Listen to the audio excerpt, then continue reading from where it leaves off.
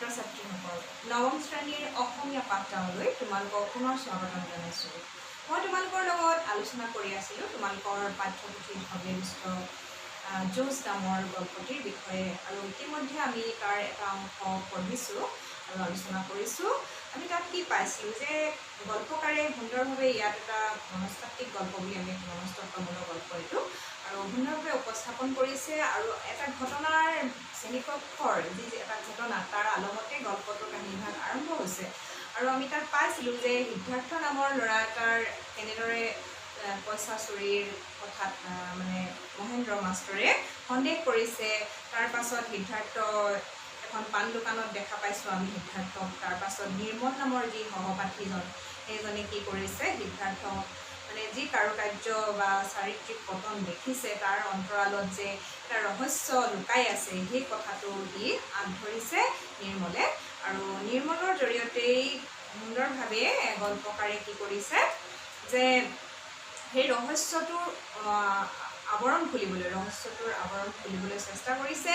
আৰু আমি তাৰ পাছতে কি কাহিনী পাম তালৈ যোৱাৰ আগতেই আমি কি কৰোঁ, এটা কথা মই তোমালোকক ক'ব বিচাৰিছোঁ। আমি গল্পটোৰ এই কথাখিনিৰ পৰা আমি বুজিব পাৰিলোঁ যে এটা গল্প বা চুটি গল্প, আৰু চুটি গল্পত কি হয়, এটা বাস্তৱ কাহিনীৰ আধাৰত কি কৰা হয়, এটা সংক্ষিপ্ত পৰিসৰ মানে সংক্ষিপ্ত সীমাৰ ভিতৰত কাহিনীভাগ ৰচনা কৰা হয়।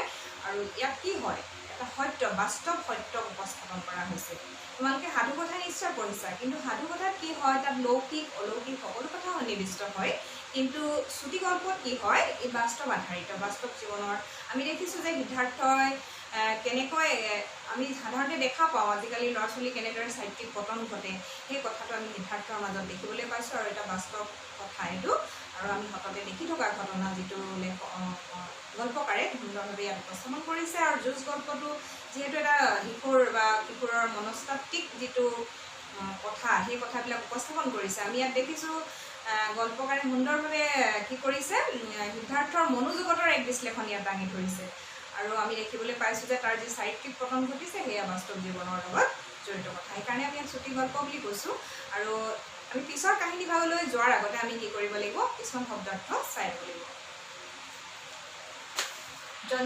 যন্ত্ৰণাদগ্ধ পীড়া বা কষ্টত বহি থকা, অতি কষ্টত থকা। ককৰ্ষ কঠিন, মৌনতা নিমাত হৈ থকা।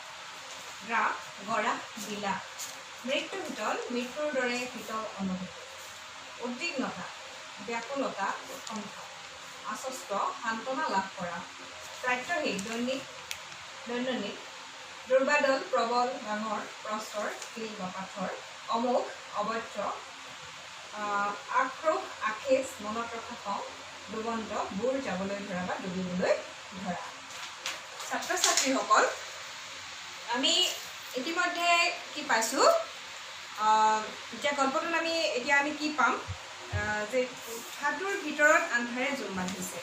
কি কৈছে যে আমি এতিয়া 6 নম্বৰ দফালৈ আহিছোঁ গল্পটোৰ, আৰু 6 নং দফাত আমি জানিব পাৰিছোঁ যে সিদ্ধাৰ্থৰ যি চাৰিত্ৰিক পতন ঘটিছে তাৰ অন্তৰালত এটা কাহিনী লুকাই আছে। আৰু গল্পকাৰে আমাক ইংগিত দিছে কোনটো কথাৰ মাজেৰে যে কি কৈছে, মানুহে দেখা ঘৃণনীয় সত্যৰ আঁৰতো হয়তো কেতিয়াবা লুকাই থাকে আন কিছুমান কৰুণ সত্য। নিৰ্মলে যিষাৰ কথা ভাবিছে সেইষাৰ জৰিয়তে গল্পকাৰে আমাক কৈছে যে কিদৰে এটা আমি ভাবিব পাৰিছোঁ সেইটোৰ জৰিয়তে যে সিদ্ধাৰ্থৰ মনতো হয়তো তেনেকুৱা ধৰণৰ কথা এটা থাকিব পাৰে। আন্ধাৰ কোঠা এটাত কি কৰিছে, সিদ্ধাৰ্থই দুখত ছটফটাই আছে, আৰু সি বহুদিন ধৰি স্কুললৈ যোৱা নাই। সেই কথাটোত কিন্তু মাকে বিশেষ উদ্বিগ্নতা প্ৰকাশ কৰা নাই, আৰু সেইকাৰণে মাথো কৈছে মাকে যে স্কুললৈ নাযাওঁ। সি গা বেয়া বুলি যেতিয়া কথাটো আওকাণ কৰিছে তেতিয়া মাকেও একো কোৱা নাই। সিমানতে মাকৰ মৰম সমাপ্ত হৈছে, আৰু আমি দেখিছোঁ যে সিদ্ধাৰ্থই তাত কোনো অভিমান কৰা নাই। আৰু ইয়াত এষাৰ কথা কৈছে গল্পকাৰে যে যিবোৰ আঘাত আৰু দুখ প্ৰাত্যহিক হৈ পৰে মানে দৈনন্দিন হৈ পৰে, সেইবোৰে হয়তো মানুহক অভিমানী কৰিব পৰাৰ ক্ষমতাও হেৰুৱাই পেলায়। এতিয়া আমি এই কথাটোৰ পৰাও জানিব পাৰিছোঁ যে সিদ্ধাৰ্থ হয়তো কিবা এটা তাৰ অন্তৰত মানে যন্ত্ৰণা আছে, আৰু সেই যন্ত্ৰণাটোৰ কথা আমি এতিয়া পাম।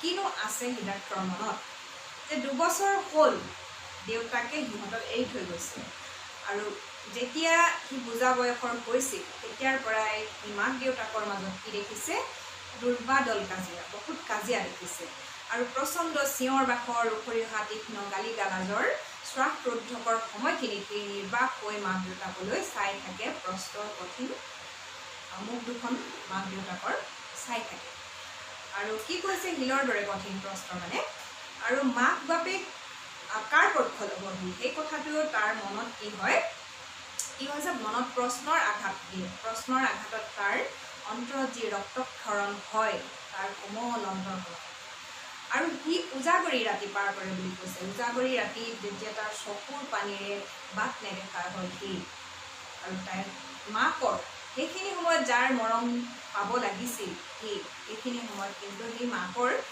হাত দুখনৰ কোমলতাখিনিও ক'ৰবাত হেৰাই গৈছে বুলি গল্পকাৰে কৈছে। যে আমি এইখিনি কথাৰ পৰা গম পাইছোঁ যে হাত দুখনৰ কোমলতা মানে মাকৰ মৰম স্নেহৰ পৰা সিদ্ধাৰ্থ বঞ্চিত হৈছে আৰু দেউতাকৰ আৰু সেইখিনি সময়তে ঘটনাটোৰ নতুন মূৰ লৈছে কি কৈছে যে সিদ্ধাৰ্থৰ দেউতাক ক'ৰবালৈ গুচি গৈছে তেওঁলোকক এৰি থৈ আৰু নিজৰ সন্তানকো তেওঁ দুখ যন্ত্ৰণাৰ অটল আৰু পাৰাপাৰহীন সাগৰত নিক্ষেপ কৰি থৈ গৈছে। সপ্তাহ পষেকৰ মূৰত সিদ্ধাৰ্থৰ দেউতাক আহে তাক লগ কৰিবলৈ, হাতত লৈ আনে চকলেট। কিন্তু কি হয় যেতিয়া সেই চকলেটৰ সোৱাদ তাৰ জিভাত লাগে তাৰ ঠিক আগতেই তাৰ চকুৱেদি চকুৰ পানী নৈৰ দৰে বৈ আহে বুলি কৈছে। মাক বাপেকৰ কি সেই অমীমাংসিত প্ৰশ্ন যি আছিল তাৰ চকু পানীবোৰতকৈও গধুৰ, সেইটো সি বুজি নাপায়। এক অমীমাংসিত প্ৰশ্ন বুলি কৈছে, যিটো মীমাংসা কৰিব নোৱাৰা প্ৰশ্ন। আৰু চকলেটৰ যি টুকুৰাবিলাক দেউতাকে যিহেতু তাক পষেকে কৈছে ইয়ালৈ লগ কৰিবলৈ আহি থাকে আৰু তেতিয়া কি হয় চকলেট লৈ আহে তালৈ, সেই চকলেটৰ টুকুৰাই তাৰ কি হয় সাঁচি ৰখা কাগজবিলাকেৰে কি হয় সিদ্ধাৰ্থৰ এটা ডাঙৰ পেঞ্চিল বক্স ভৰি লয় আৰু তাত কি হয় তাৰ লগতে সেই চকলেটৰ লগতে কিন্তু তাৰ বুকুখন শূন্যতাৰে ভৰি পৰে।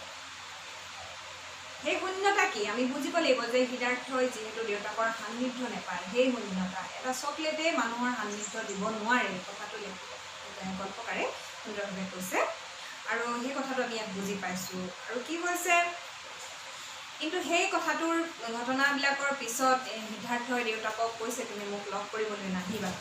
কিয় সিদ্ধাৰ্থই তেনেদৰে ক'বলগীয়া হৈছে সেই হৈছে তাৰ যন্ত্ৰণা। সেই সহ্য কৰিব পৰা নাই যে দেউতাকে তাৰ লগত নাথাকে কিন্তু তাৰলৈ চকলেট আনে আৰু লগ কৰিবলৈ আহে, সেই কথাটো সিদ্ধাৰ্থই হয়তো সহ্য কৰিব পৰা নাই।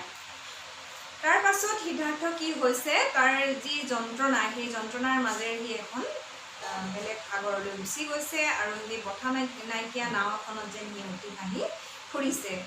নৈৰ সোঁত আৰু ধুমুহাই নাওখন যলৈকে লৈ যায় সেয়াই ধৰি পৰিছিল তাৰ গন্তব্যস্থান। সেইটোৱে কৈছে যে তাৰ এতিয়া বঠা নাই, যিহেতু মাকো তাৰ প্ৰতি উদাসীন আৰু দেউতাকো তাৰ ওচৰত বৰ্তমান নাই আৰু সেইকাৰণে সিদ্ধাৰ্থ হৈ পৰিছে অকলশৰীয়া নিঃসংগ আৰু সেইকাৰণে তাৰ নাওখন কি গতিৰে চলিছে এখন বঠা নাইকিয়া নাও, মানে তাৰ লগৰীয়া নাই, তেনেধৰণৰ কথাষাৰি ইয়াত ব্যাখ্যা কৰা হৈছে।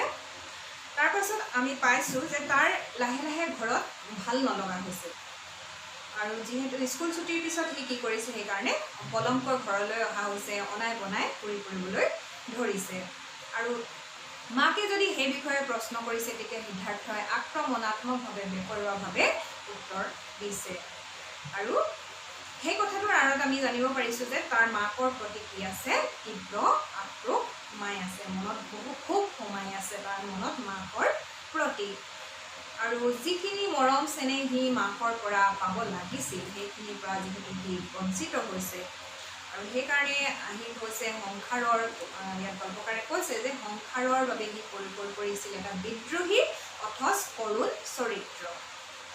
সকলো অৱলম্বন হেৰুৱাই সি বিচাৰিছিল এটা অৱলম্বন আৰু তেতিয়াই সি লগ পাইছিল সেই পাণ দোকানীজনক আৰু পাণ দোকানীজনৰ সামান্য স্নেহ স্পৰ্শত তাৰ লাগিলে উদ্দেশ্যটো যিয়েই নহওক কিন্তু সিদ্ধাৰ্থই সেইখিনি সময়ত তেওঁৰ পাণ দোকানীজনৰ যি স্নেহ স্পৰ্শ পাইছিল, মৰম পাইছিল তাৰ পৰা, সেয়াই হৈ পৰিছিল তাৰ লগৰীয়া আৰু কি কৈছিল সি নিজৰ দুখৰ কাহিনীবিলাক পাণ দোকানীজনৰ আগত কৈছিল আৰু তেওঁ সঁহাৰি জনাই কিন্তু পাণ দোকানীজনে কি তুলি দিছিল সিদ্ধাৰ্থৰ হাতত এটি চিগাৰেটে দুখ পাতল কৰে তেনেধৰণৰ কথাৰে কি কৰিছিল দুখৰ যি ছবি তাৰ মনৰ পৰা মচিবৰ বাবে চিগাৰেটটো সি গ্ৰহণ কৰিছিল আৰু সি তাৰ পাছত চিগাৰেটটো খোৱাৰ পিছত সি গম পাইছিল যে চিগাৰেটটো তাক কি দিছে দেহৰ ভিতৰেদি এটা যেন উল্লাসৰ ঢৌ বাগৰি গৈছে আৰু অনুভৱ নকৰা প্ৰশান্তিৰ ভাৱত সি আচন্ন হৈছে তাৰ দেহ মন আচন্ন হৈছে আৰু সেই ৰাতি যিদিনা সি চিগাৰেটটো খাইছিল তাৰ কি হ'ল গভীৰ টোপনি গৈছিল সি আৰু পিছদিনা শুই উঠাৰ পিছত কিন্তু সি পুনৰ অস্থিৰ হৈ পৰিছিল দ্বিতীয় এটা চিগাৰেটৰ বাবে সি পাগলৰ দৰে হৈ পৰিছিল আৰু উপস্থিত হৈছিল সেই পাণ দোকানখন আৰু তেতিয়া দোকানীজনে তাৰ ফালে যিটো হাঁহি মাৰিছিল তাৰ ফালে চাই যিটো হাঁহি মাৰিছিল কিন্তু সেই হাঁহিটো তাৰ ভাল লগা নাছিল কিন্তু সেই যে স্নেহময় হাতৰ স্পৰ্শ সেই দোকানীজনৰ পৰা পাইছিল সেইটোৱে তাৰ বাবে আছিল সেইখিনি সময়ত অৱলম্বন সহায় আৰু সেইকাৰণে সি তাক সেই হাঁহিটোক ঘৃণাৰ চকুৰে চাব পৰা নাছিল বুলি কল্পনাই কৈছে ইয়াত যে খুব সোনকালেই সিদ্ধাৰ্থই বুজি পাইছিল যে সেই যে চিগাৰেটটো পাণ দোকানীজনে তাক খাবলৈ দিছিল তাত কি হৈ আছে ধপাতৰ লগতে এটা নিষিদ্ধ বস্তু মিহলি হৈছে যিটো নাম ড্ৰাগছ ইতিমধ্যে সি নিচাসক্ত হৈ পৰিছিল আৰু দোকানীজনে তাৰ মূল্য বিচাৰিছিল যিহেতু ড্ৰাগছৰ বহুত দাম সেইকাৰণে দোকানীজনে কৈছিল যে পুলিচৰো ঝামেলা আছে আৰু বহুত ৰিক্সৰ কথা সেইকাৰণে তুমি মোক ইয়াৰ মূল্য দিব লাগিব আৰু তাৰ পাছত কি হৈছিল সিদ্ধাৰ্থৰ লাহে লাহে চাৰিত্ৰিক পতন ঘটিছিল সি কি কৰিছিল মাকৰ খাৰু চুৰ কৰিছিল আৰু খাৰু চুৰ কৰিছিল লাহে লাহে কি হৈছিল তাৰ মনত অন্তৰ্দ্বন্দ্ব হৈছিল ভাল বেয়া ভুল শুদ্ধ যিহেতু কাম কৰা ছোৱালীজনীক সেই চুৰিৰ যিহেতু সি মাকৰ খাৰু চুৰ কৰা কেছটোত কাক ফচাইছিল বা ফচিছিল সেই ছোৱালীজনী কাম কৰা ছোৱালীজনী আৰু সেই ছোৱালীজনীৰ কৰুণ মুখখনে তাক আমনি কৰিছিল আৰু নিচাৰ প্ৰতি তীব্ৰ আসক্তি এই সকলোবিলাকৰ মাজত টনা আজোৰা হৈছিল বুলি কৈছে আৰু সি এটা সময়ত বিনিদ্ৰ ৰজনী মানে তাৰ ৰাতিবোৰ কেনেকুৱা হৈছিল সি শুব পৰা নাছিল ৰাতি সি শুব পৰা নাছিল সি ভাবিছিল যে তাৰ ভিতৰৰ যিটো মানুহ সেই মানুহটোৰ ইতিমধ্যে মৃত্যু হৈছে আজিকালি সেই কথাবিলাকে তাৰ মনত প্ৰভাৱ পেলাব নোৱাৰে মাকে অসাৱধানতাৰে য'ত ত'ত পইচা যি থয় সেইবিলাক সকলোবিলাক সেই দোকানীজনৰ হাতত তুলি দিয়ে আৰু মাজে মাজে আমি যিটো দৃশ্যৰ অৱতাৰণা লেখকে আমাক প্ৰথম দৃশ্যটোতে আমাক দেখুৱাইছে যে প্ৰথম কাহিনীৰ আগভাগতে আমি পাইছোঁ যে যিহেতু প্ৰশান্তৰ বেগৰ পৰা টকা চুৰি হৈছিল সেই ঘটনাটো আমি এতিয়া পাইছোঁ যে মাজে মাজে সি খুচৰিব লগা হৈছিল সহপাঠীৰ বেগ তাৰমানে সিদ্ধাৰ্থই কি কৰিছিল চুৰি কৰিছিল আন্ধাৰৰ মাজত খেপিয়াই গাৰুৰ কাষতে থকা পেঞ্চিল বক্সটো হাতত তুলি ল'লেহি এইটো পেঞ্চিল বক্সতে এসময়ত সি দেউতাকে দিয়া চকলেটৰ কাগজবোৰ থৈছিল আৰু এতিয়া তাত কি থাকে চিগাৰেটৰ গুড়ি চিগাৰেট থাকে আৰু সেইবিলাক ইতিমধ্যে শেষ হৈছে গুড়ি টেবলেট যি ড্ৰাগছ সংযুক্ত আৰু সেইবিলাক তাক পাণ দোকানীজনে দিয়ে স্কুললৈ যিহেতু সি এতিয়া যাব পৰা নাই যিহেতু নিৰ্মলে তাক কৈছিল যে তোৰ কি হৈছে মোক ক'বই লাগিব সিদ্ধাৰ্থ সেই বাক্য মানে তাক আজিও আমনি কৰি আছে সেই কথাই তাক আমনি কৰি আছে আৰু সি স্কুললৈ যাব পৰা নাই আৰু সেইকাৰণে আন্ধাৰৰ মাজত যেন সেই কথাষাৰ সি শুনিবলৈ পায় আৰু সিদ্ধাৰ্থই কি হয় বিচনাত শোৱাৰ পৰাই দেখিলে যে আন্ধাৰ কোঠাটোত এটা জোনাকী পৰুৱা আহিছে আৰু নজনাকৈয়ে খোলা আছিল কোনোবাখন খিৰিকী হয়তো আৰু সেইকাৰণেই অতটোত কি হৈছে পোহৰাই ডাক আন্ধাৰৰ মাজত গঢ়িব লাগিছে এটা দুটাকৈ পোহৰৰ অজস্ৰ বিন্দু ইয়াত আমি এটা কথাৰ ইংগিত আমাক কল্পকাৰে দিছে যে সিদ্ধাৰ্থৰ জীৱনলৈ কিবা হয়তো পৰিৱৰ্তন আহিব কল্পকাৰে বৰ সুন্দৰভাৱে জোনাকী পৰুৱাটোৰ মাজেদি আমাক ক'ব বিচাৰিছে যে সিদ্ধাৰ্থৰ জীৱনলৈ হয়তো পৰিৱৰ্তন আহিব হয় সিদ্ধাৰ্থৰ প্ৰতি নিৰ্মলৰ ক'ব নোৱাৰাকৈ আছিল এটা আন্তৰিক ভাৱ আৰু সেয়েহে সিদ্ধাৰ্থৰ পিছ এৰা নাছিল সি জানিব বিচাৰিছিল কি ৰহস্য সোমাই আছে সিদ্ধাৰ্থৰ মাজত আৰু সিদ্ধাৰ্থৰ ঘৰ বিচাৰি সি গৈছিল, কিন্তু সিদ্ধাৰ্থৰ ঘৰটো যিহেতু কোনো চিনি নাপায়, সেইকাৰণে সি পাণ দোকানীজনৰ ওচৰলৈ ফোন কৰিছিল নিৰ্মল। আৰু নিৰ্মলে কি কৰিছিল, পাণ দোকানীজনক সিদ্ধাৰ্থৰ কথা সুধিছিল, কিন্তু পাণ দোকানীজনে বিৰক্ত হৈছিল যদিও কথাষাৰ কৈছিল। আৰু তেতিয়া সেইখিনি সময়তে এটা ঘটনাৰ ঘটিছে যে দুটা নিৰ্মল যেতিয়া তাৰ পৰা গুচি গৈছে, ঠিক সেইখিনি সময়তে নিৰ্মলৰ গাৰ কাষেদি এখন বাইক পাৰ হৈ গৈছে আৰু এটা ল'ৰাই তাক প্ৰচণ্ড জোৰেৰে এটা ঘোচা মাৰিছে। আৰু তাৰ পাছতে কি হৈছে, নিৰ্মলৰ নাক ভাগি তেজৰ ফুট এটা বৈ আহিছে, প্ৰচণ্ড যন্ত্ৰণাত পথৰ দাঁতিত সি পৰি ৰৈছে। ঠিক সেইখিনি সময়তে কি হৈছে, চিটি বাছৰ পৰা নামি আহিছে কোন, সিদ্ধাৰ্থ। আৰু তেতিয়া প্ৰশ্ন কৰিছে তাক, কোনে মাৰিলে তোক? তেতিয়া সি পাণ দোকানীজনৰ কথা কৈছে, তালৈ গৈছিলোঁ মই, আৰু তাৰ পৰাই কি হ'ল, তাত বহি থকা ল'ৰা দুজনে চাগে মোক আক্ৰমণ কৰিছে বুলি নিৰ্মলে কৈছে। তেতিয়া সিদ্ধাৰ্থই যিহেতু জানে দোকানখনৰ কথা জানে, দোকানীজনৰ কথা জানে, তাৰ সি মানে খঙত কঁপিছে আৰু কৈছে যে কিয় তই তালৈ যাব লাগে। তেতিয়া কিন্তু নিৰ্মলে কৈছে যে তই যাৱ বাবেহে ময়ো যাব লগা হৈছে। সিদ্ধাৰ্থ তেতিয়া নিৰুত্তৰ হৈছে আৰু কেইটামান শব্দ বিচাৰি সি যিহেতু মুখ হৈ গৈছে, মৌন হৈ গৈছে, সি ক'ব পৰা নাই, কি ক'ব তাৰ ওচৰত তাৰ কোনো উত্তৰ নাইকিয়া হৈছে। কিন্তু সেইখিনি সময়তে তীব্ৰ যন্ত্ৰণাৰ মাজত সি তাৰ কেইটামান কথা কাণত পৰিছে। কি পৰিছে, তই মোক বিচাৰি আহিছিলি নে পাণ দোকানখনলৈকে আহিছিল? সেই কথাটো কোনে কৈছে, নিৰ্মলে খেকাই খেকাই কৈছে। যিহেতু নিৰ্মলৰ নাকটো ফুলি গৈছে আৰু নাকেৰে তেতিয়াও তেজ বৈয়ে আছে, তেতিয়া নিৰ্মলে আকৌ হেহাই হেহাই কৈছে, কি কৈছে, তোৰ কি হৈছে মোক ক'বই লাগিব। সিদ্ধাৰ্থই মন কৰিলে তেজেৰে ৰাঙলী হৈ পৰিছে নিৰ্মলৰ দুহাত, যন্ত্ৰণাত কঁপি আছে ল'ৰাটো।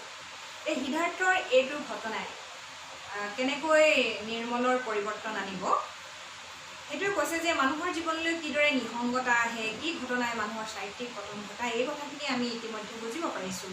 যিহেতু সিদ্ধাৰ্থৰ জীৱনত কি কি ঘটনা ঘটিল, এনেই মানুহৰ চাৰিত্ৰিক পতন নহয়, সেই কথাটো আমি বুজিব পাৰিছোঁ। এতিয়া তাৰপিছত কি কৈছে, আমি ইতিমধ্যে মন কৰিলোঁ যে এই ঘটনাটো আৰু জোনাকী পৰুৱাজনীৰ কথাৰ উপস্থাপনেৰে লেখকে সুন্দৰভাৱে কি কৰিছে, গল্পটোক আমাক উনুকিয়াই দিছে বা দেখুৱাই দিছে যে, বা ইংগিত বহন কৰিছে জোনাকী পৰুৱাটোৱে যে পোহৰ হ'ব বা সিদ্ধাৰ্থৰ জীৱনলৈ পোহৰ আহিব, তেনেকুৱা ভাৱনি আমি প্ৰকাশিত হোৱা দেখিবলৈ পাইছোঁ। ছাত্ৰ ছাত্ৰীসকল, আশা কৰোঁ তোমালোকে এইখিনি আমি যিখিনি এতিয়া আজি পঢ়িলোঁ তাৰ পৰা পাঠবোধ ল'ব পাৰিছা। আৰু আমি যিহেতু চুটিগল্প বুলি ক'লে বা সাহিত্য বুলি ক'লে তাত লালিত্যৰ প্ৰয়োজন, আৰু সেইকাৰণে বৰ সুন্দৰভাৱে গল্পকাৰে ইয়াত গল্পটোৰ বৈশিষ্ট্যসমূহ দাঙি ধৰিছে, কিদৰে মানুহৰ জীৱনৰ কিছুমান ঘটনা দাঙি ধৰিছে, বাস্তৱ জীৱনৰ ছবি দাঙি ধৰিছে। আমি এইবিলাক গম পাইছোঁ। পিছৰ অংশত আমি কি পাম সেই কথা জানিবলৈ আমি পিছৰ খণ্ডলৈ ৰ'ব লাগিব, যিহেতু সময়ৰ কথা আছে। আৰু আজিলৈ মই সেইকাৰণে তোমালোকৰ পাঠ ইমানতে সামৰিছোঁ। পিছৰ অংশলৈ পুনৰ তোমালোকৰ কাষত উপস্থিত হ'ম। ধন্যবাদ।